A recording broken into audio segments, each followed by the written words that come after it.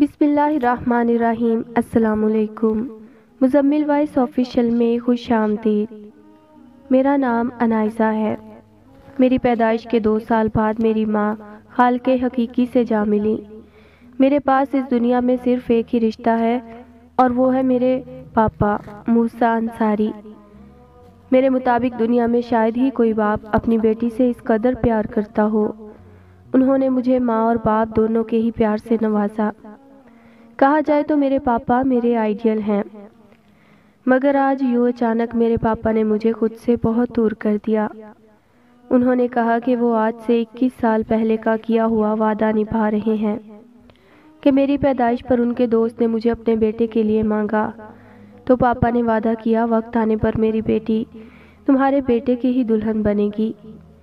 میری چھوٹی سے چھوٹی خوشی کا خیال رکھنے والے میرے پاپا جو مجھے کانٹا چبھنے پر خود تڑپ اٹھتے تھے، آج ایک ہی بار میری تمام خوشیوں اور خواہشوں کا گلا گھونٹ کر مجھے یہاں بھیج دیا، ایک انجان شخص کے ساتھ پوری زندگی گزارنے کے لیے۔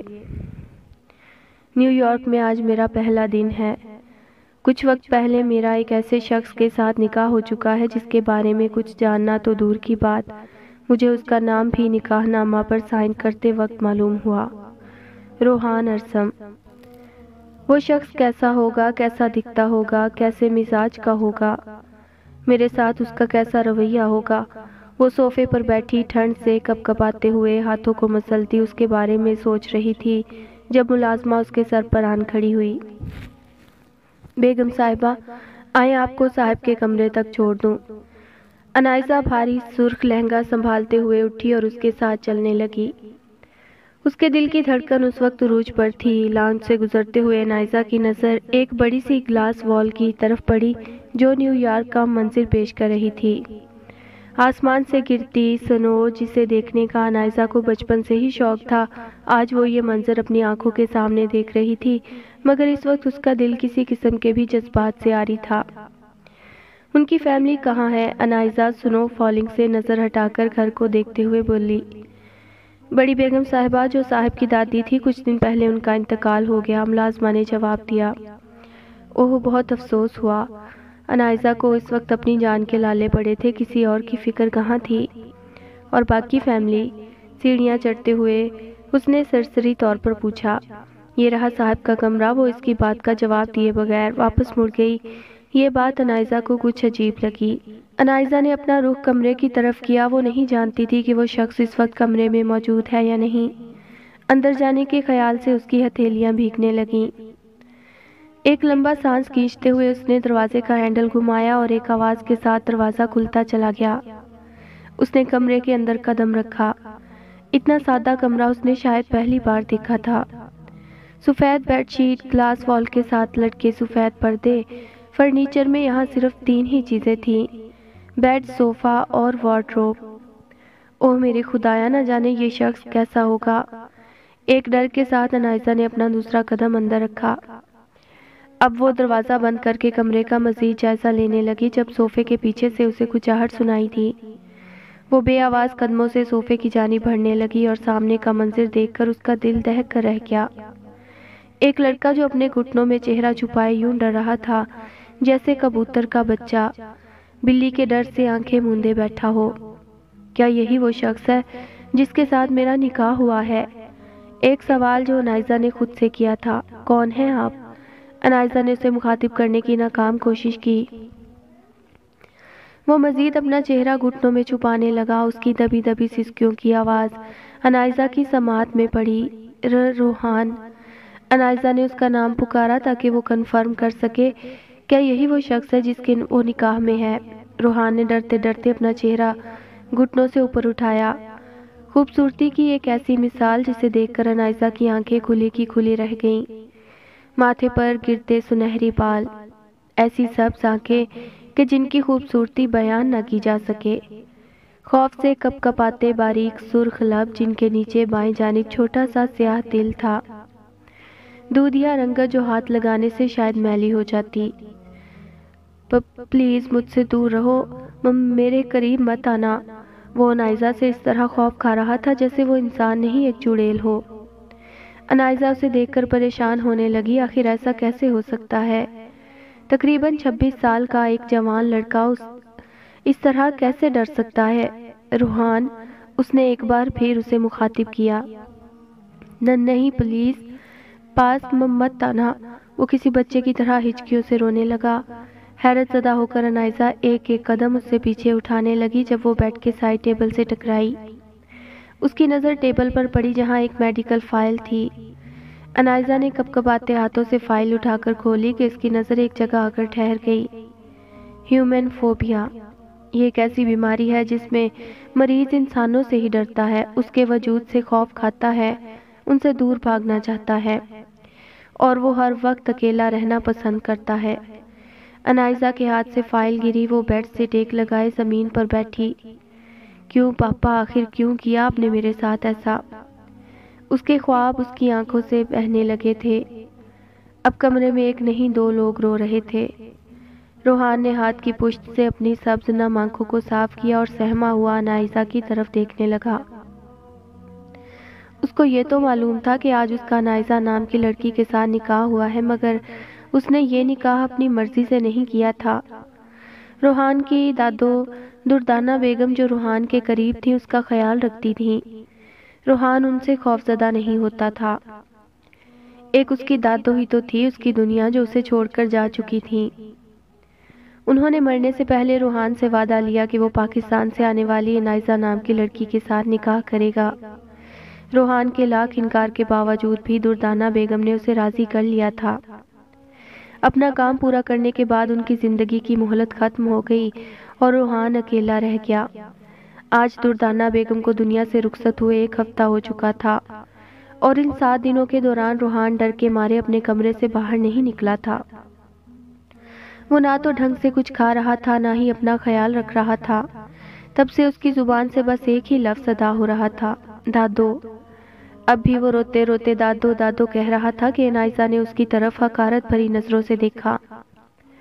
پتہ نہیں میرے کس گناہ کی سزا ہو تم، انائزہ نے روحان کی طرف دیکھتے ہوئے اونچی آواز میں کہا۔ روحان اس کی بات سن کر مزید خوفزدہ ہونے لگا اور کھسکتا ہوا دیوار کے کونے میں جا بیٹھا۔ پاپا، یہ کیا کیا آپ نے مجھے؟ یہاں ایک مریض کی دیکھ بھال کے لیے آیا بنا کر بھیج دیا۔ اس نے ماتھے پر ہاتھ رکھا۔ روحان نے اس کی باتیں سن کر پھر سے رونا شروع کر دیا۔ اس کی سسکیاں پھر سے انائزہ کے کانوں میں پڑنے لگیں۔ چپ کرو، انائزہ چلائی۔ روحان کی سسکی اس کے منہ میں ہی رہ گئی۔ خوف سے وہ کانپنے لگا۔ اس کے سرخ ہونٹ کا نچلا تل ہونٹوں کی کپکپاہٹ کے ساتھ کپکپا رہا تھا۔ اگر وہ ایک مریض نہ ہوتا تو انائزہ اپنی قسمت پر رشک کرتی۔ غصے کے ساتھ وہ اٹھی اور وارڈروب کھولے ایک سادہ سا سوٹ نکالا اور واش روم گھس گئی۔ روحان نے دھندلاتی آنکھوں سے اسے واش روم جاتے دیکھا اور اپنی آنکھیں صاف کی۔ تقریباً 15 منٹ بعد وہ ٹاول سے بال خشک کرتی نکلی اور روحان کو وہیں بیٹھا پایا۔ اٹھو، بیڈ پر سو جاؤ، وہ تلخ لہجے سے بولی۔ وہ معصوم جو ویسے ہی اس سے ڈر رہا تھا اس کے غصے سے مزید خوف کھانے لگا۔ روحان جانتا تھا کہ اسے انائزہ کے ساتھ بیڈ شیئر کرنا پڑے گا۔ اس ڈر سے اس نے انائزہ کی ایک نہ سنتے ہوئے اپنے گھٹنوں میں چہرہ چھپایا۔ تمہیں ایک بار میں بات سمجھ نہیں آتی کیا؟ وہ چلائی۔ روحان کی حالت بگڑ رہی تھی، وہ چہرہ چھپائے بیٹھا رہا۔ انائزہ نے ٹاول ایک سائڈ پر رکھا اور تیز قدموں سے اس کی طرف آئی۔ ابھی اور اسی وقت اٹھو یہاں سے، وہ مسلسل چلا رہی تھی۔ روحان کی طرف سے کوئی رد عمل نہ پا کر انائزہ نے اسے کندھے سے پکڑ کر جھنجھوڑا۔ ایک دم سے روحان نے چہرہ اوپر کیا اور انائزہ کو دھکا دے کر کمرے سے باہر نکل گیا۔ انائزہ کا ماتھا دیوار کے ساتھ لگا، وہ اپنا سر پکڑتے ہوئے وہیں بیٹھ گئی۔ ملازمہ نے روحان کو باہر کے گیٹ کی طرف بھاگتے ہوئے دیکھا تو فوراً اس کے پیچھے بھاگی۔ روحان بابا رک جائیں، اس نے آواز لگائی مگر روحان کسی کی سننے والا نہیں تھا۔ وہ ہانپتا ہوا گیٹ کھول کر باہر نکل گیا۔ اس وقت بھی سنو فالنگ ہو رہی تھی۔ ملازمہ روحان کے لیے پریشان ہوئی۔ ملازمہ واچ مین جو اس کا شوہر تھا کے روم میں اس کے سر پر آن کھڑی ہوئی۔ تم سو مر لو، شفیق اور روحان بابا باہر نکل گئے ہیں، پتہ ہے نا کتنا گھنا جنگل ہے باہر۔ وہ اس کے پاس کھڑی یوں چلائی کہ شفیق ہڑبڑا کر اٹھا۔ کیا ہوا عقیلہ، کیوں نیند خراب کر رہی ہو؟ روحان بابا بھاگ گئے ہیں جنگل کی طرف، جلدی اٹھو اور ڈھونڈو انہیں، عقیلہ پریشانی سے بولی۔ کیا؟ روحان بابا گھر سے باہر نکل گئے۔ اللہ خیر کرے، اب تو دردانہ بیگم بھی نہیں ہیں جو انہیں لاڈ پیار سے سمجھا کر واپس لے آتی تھیں۔ روحان بابا میری بات کیسے مانیں گے؟ تمہیں تو پتہ ہی ہے کتنا ڈرتے ہیں وہ سب سے۔ شفیق یہ بات بڑی پریشانی کی ہے، اب ہم کیا کریں؟ ہم نے انہیں ڈھونڈ بھی لیا تو وہ کبھی ہمارے ساتھ نہیں آئیں گے۔ عقیلہ پریشان ہوئی۔ تم ایسا کرو، بیگم صاحبہ کو بلا کر لاؤ، وہی انہیں واپس لے کر آئیں گی۔ ہاں یہ ٹھیک ہے، میں ابھی بلا کر لاتی ہوں۔ شفیق کے کہنے پر عقیلہ اندر کی طرف بھاگی۔ انائزہ اپنے ماتھے پر بینڈیج لگا رہی تھی جب عقیلہ تیزی سے کمرے میں داخل ہوئی۔ بیگم صاحبہ، روحان بابا جنگل کی طرف بھاگ گئے ہیں تو؟ انائزہ لاپرواہی سے بولی۔ عقیلہ اس کی بات پر حیران ہوئی۔ تو آپ ہمارے ساتھ چلیں، انہیں ڈھونڈ کر واپس گھر لائیں۔ میرے پاس فالتو وقت نہیں ہے، مجھے نیند آ رہی ہے۔ وہ بیڈ کی طرف چل دی۔ عقیلہ منہ کھولے اسے دیکھنے لگی۔ جاتے ہوئے دروازہ بند کر دینا، انائزہ نے کمفرٹر اوپر لیتے ہوئے کہا۔ عقیلہ خاموشی سے مڑی اور دروازہ بند کیا۔ وہ واپس شفیق کے پاس آئی۔ بیگم صاحبہ کدھر ہیں؟ شفیق نے پوچھا۔ انہوں نے تو آنے سے انکار کر دیا اور سو گئی ہیں۔ کیا؟ شفیق کو عقیلہ کی بات سے صدمہ لگا۔ عقیلہ چلو، ہمیں روحان بابا کو ڈھونڈ کر کیسے بھی گھر لے کر آنا ہوگا۔ ہاں اللہ سب خیر کرے، بس روحان بابا ہماری بات مان جائے۔ وہ دونوں خیریت کی دعا کرتے ہوئے گیٹ سے باہر نکل گئے۔ روحان بابا، روحان بابا، وہ پچھلے 1 گھنٹے سے برف پر چلتے ہوئے اسے آوازیں لگاتے ہوئے ڈھونڈ رہے تھے، مگر روحان کہیں بھی دکھائی نہیں دے رہا تھا۔ روحان بابا کدھر ہو آپ؟ اللہ کے لیے سامنے آ جائیں، گھر چلتے ہیں، عقیلہ اونچی آواز میں بولی۔ رات کے 10 بجے کا وقت تھا اور وہ ہاتھوں میں ٹارچ لیے اسے ڈھونڈنے کی کوشش میں لگے ہوئے تھے۔ اس وقت اگر روحان مل جاتا تو یہ معجزہ ہی ہوتا۔ جنگل میں جانور نہ ہونے کی وجہ سے انہیں کسی قسم کا ڈر نہیں تھا۔ انائزہ 1 گھنٹے سے سونے کی کوشش کر رہی تھی مگر اسے نیند نہیں آ رہی تھی۔ اس کی ازدواجی زندگی اس طرح کی ہوگی اس نے کبھی سوچا نہیں تھا۔ اس نے اپنے شوہر کے بارے میں کیا کیا خواب دیکھ رکھے تھے۔ روحان خوبصورت تو بے حد تھا مگر انائزہ کے سامنے اس کی خوبصورتی کے آگے اس کی بیماری بھاری پڑ گئی۔ اس نے لیمپ آن کر کے گھڑی کو دیکھا جو رات کے 11 بجا رہی تھی۔ اسے روحان کا خیال آیا کہ نہ جانے وہ اتنی رات گئے کہاں ہوگا۔ پھر اپنے ذہن کو جھٹکتے ہوئے پھر سے کمفرٹر اوڑھے لیٹ گئی۔ 10 منٹ تک لیٹے رہنے کے بعد بھی اس کے ذہن سے روحان کا خیال نہ گیا۔ اس کے سامنے روحان کی روتی ہوئی سبز آنکھوں کا منظر آنے لگا۔ اف، کیا مصیبت ہے! وہ چڑھتی ہوئی بستر سے اٹھی اور گلاس وال کی طرف آئی۔ سفید پردے ہٹا کر دیکھا تو سنو فالنگ ہو رہی تھی۔ اتنی ٹھنڈ دیکھ کر ہی انائزہ کو کپ کپی طاری ہوئی۔ اتنی ٹھنڈ روحان کیسے برداشت کر رہا ہوگا؟ اس نے تو کوٹ بھی نہیں پہنا۔ اس نے دل میں کہا۔ وہ مڑی اور وارڈروب سے 2 اوور کوٹ اٹھائے، ایک خود پہنا اور دوسرا روحان کے لیے۔ ایک ہاتھ میں کوٹ اور دوسرے ہاتھ میں ٹارچ پکڑے وہ کمرے سے باہر نکل گئی۔ اس نے آس پاس ملازمہ کو دیکھا جو کہیں نظر نہ آئی۔ اس سے انائزہ کو معلوم ہو چکا تھا کہ وہ روحان کو ڈھونڈنے کے لیے گئی ہے۔ گھر کے اندرونی دروازے سے باہر نکلتے ہی ٹھنڈ نے اسے اپنے گھیرے میں لے لیا۔ وہ کپ کپ آتی ہوئی گیٹ کی طرف بھاگی۔ گیٹ سے نکلتے ہی دائیں جانب گھنے جنگل کو پایا۔ ایک پل کے لیے تو وہ خوف زدہ ہوئی، پھر ہمت کرتی ہوئی جنگل میں داخل ہو گئی۔ ٹارچ کو دائیں بائیں پھیرتی وہ اسے ڈھونڈنے لگی۔ روحان، اس نے آواز لگائی۔ جنگل میں مکمل خاموشی تھی۔ انائزہ کا دل دھک دھک کر رہا تھا۔ ایک تو وہ جنگل میں پہلی بار داخل ہوئی تھی، دوسرا اتنی رات میں تو اس نے کبھی سوچا بھی نہ تھا۔ روحان بابا، انائزہ کو عقیلہ کی آواز آئی۔ ملازمہ، انائزہ نے اسے پکارا کیونکہ وہ اس کا نام نہیں جانتی تھی۔ وہ آج ہی تو یہاں آئی تھی۔ عقیلہ اس کی آواز سن کر اس کی طرف بڑھنے لگی اور انائزہ بھی اس کی طرف چلنے لگی جہاں سے عقیلہ کی آواز آئی تھی۔ اچانک انائزہ کسی چیز سے ٹکرائی اور برف سے بھری زمین پر گری۔ اس نے ٹارچ اس چیز کی طرف گھمائی۔ روحان، بے ساختہ اس کے منہ سے نکلا۔ روحان آدھا برف میں اور آدھا برف سے باہر بے ہوش پڑا تھا۔ اس کا جسم کسی مردے کی طرح اکڑ چکا تھا۔ ملازمہ، جلدی یہاں آؤ، روحان مل گیا ہے، انائزہ نے آواز لگائی۔ عقیلہ بھی شفیق کو آوازیں لگاتی اس کی طرف بھاگی۔ انائزہ روحان کے اوپر سے برف ہٹا رہی تھی جب عقیلہ وہاں پہنچی۔ یا اللہ رحم، بے ساختہ عقیلہ کے منہ سے نکلا۔ وہ بھاگتی ہوئی روحان کے پاس آئی۔ روحان بابا، وہ اس کا چہرہ تھپتھپاتی ہوئی رونے لگی۔ اسے یوں روتا دیکھ کر انائزہ حیران ہوئی کہ ایک ملازمہ ہو کر اسے روحان کی اتنی فکر کیسے؟ शफीक पहुंचा और रोहान की हालत देखकर परेशान हुआ। तुम रोहान को उठाओ, मैं इसे कोट पहनाती हूँ, अनाइजा बोली। शफीक ने रोहान को उठाया और अनाइजा ने उसके ऊपर कोट डालकर उसे ढांपा ताकि वो मजीद ठंड और बर्फ से बच सके। अब उनका रुख घर की तरफ था। 10 मिनट का सफ़र ज़मीन पर पड़ी बर्फ की वजह से 15 मिनट में तय हुआ।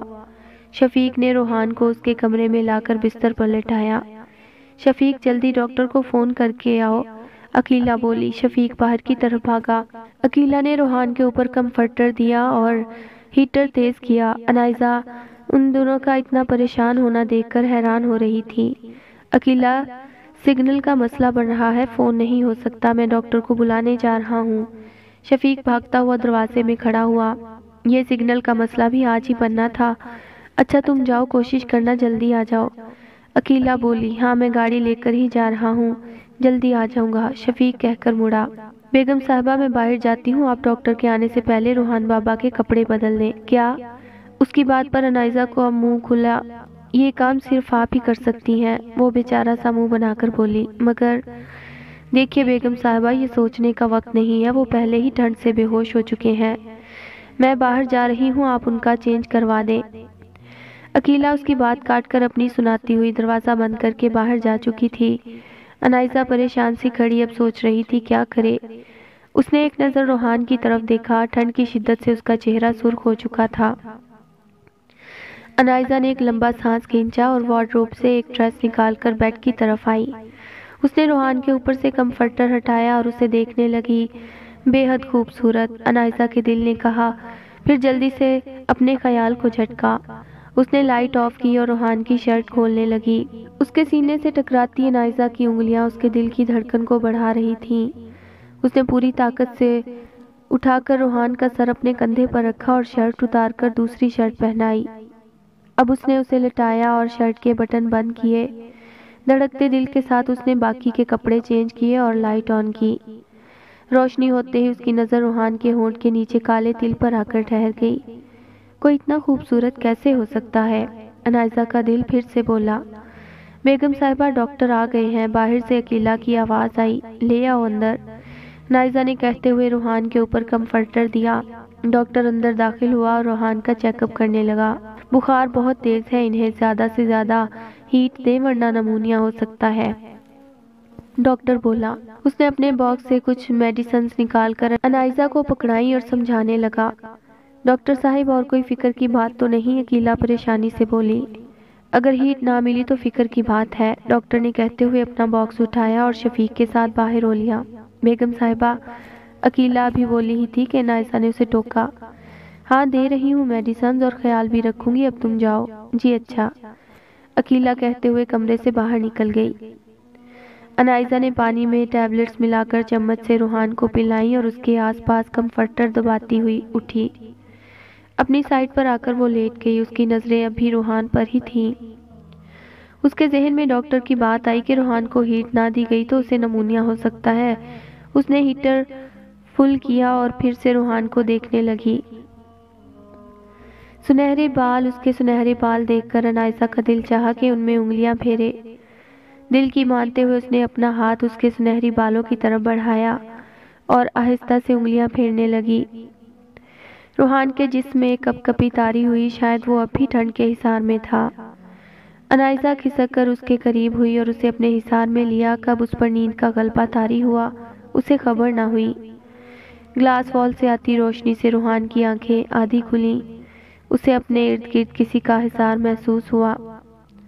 उसने झट से पूरी आंखें खोली और खुद से लिपटी अनाइजा को देखा। उसका दिल धक धक करने लगा। शायद इस बार खौफ के साथ एक और एहसास भी शामिल था।